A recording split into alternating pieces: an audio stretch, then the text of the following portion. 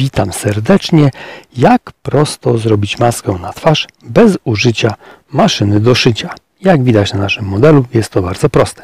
Potrzebujemy talerz, miarkę, igłę i nitkę. Wymiary to będzie taki talerz duży, to będzie dla dużej maski, nakrywający będzie średni, a taki mały to będzie po prostu mały. U mnie 23 cm będzie to maska rozmiaru średniego. Podkoszulka taka troszeczkę już starsza i wystarczy zwykła kreda do odrysowania okręgu obwodu talerza. Następnie nożyczki, jak na razie idzie nam bardzo prosto, wycinamy sobie okrąg. Dla bardziej pedantycznych osób można to zrobić bardziej dokładnie. Ja po prostu pokazuję, że można z jednej koszulki zrobić minimum 8 maseczek. Koszulka XXL. Składamy materiał na 4 i mamy takiego naleśnika. Następnie przecinamy wszystkie krawędzie, aby uzyskać 4 takie rożki. Jeżeli będziemy mieli 4 rożki, nie martwmy się, nie musi wyjść za pierwszym razem. Wycinamy 4 rożki, następnie rożki składamy do siebie wzorkiem. Tym wzorem, który chcemy mieć na twarz na zewnątrz, to do środka. I teraz, jak widać, mamy po zewnętrznej konieczność obszycia. Obszywamy tylko te krawędzie, te łuki. Na razie nie ruszamy nic z tych krawędzi, które tworzą kąt prosty. Tak bawimy się z dwoma elementami. Jeden element zrobiony, zabieramy się za drugi. Tu oczywiście z cięciem, przyspieszaniem, tak? Potwierdzamy, sprawdzamy jeszcze raz, czy na pewno wzorek jest do środka.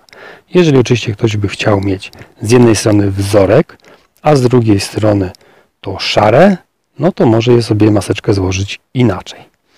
A więc tak, odwijamy maseczkę wzorkiem do góry i na to nakładamy. I teraz tak, jeżeli po obu stronach mają być wzorki, to wzorek do wzorka. Jeżeli z jednej strony ma być wzorek, a z drugiej gładkie, to wzorek do gładkiego. Ok, mamy. Teraz należy to spasować. Czyli ja mam wzorek do wzorka, aby mieć od strony buzi i od strony zewnętrznej wzorek. Następnie, aby nam się to nie rozlazło, 4 agrafki. Takie zwykłe agrafki.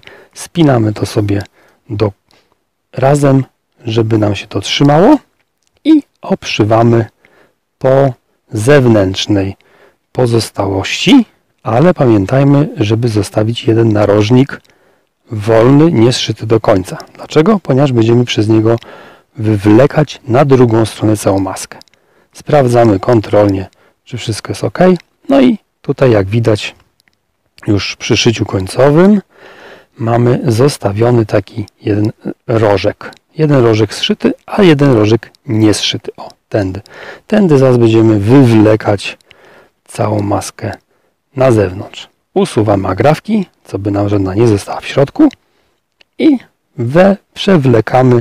wywlekamy tył naprzód, upside down, jakby to zwał powiedział, i formujemy nasz kształt maski. Maskę mamy, tę dziurę należy sobie zaszyć, zacerować.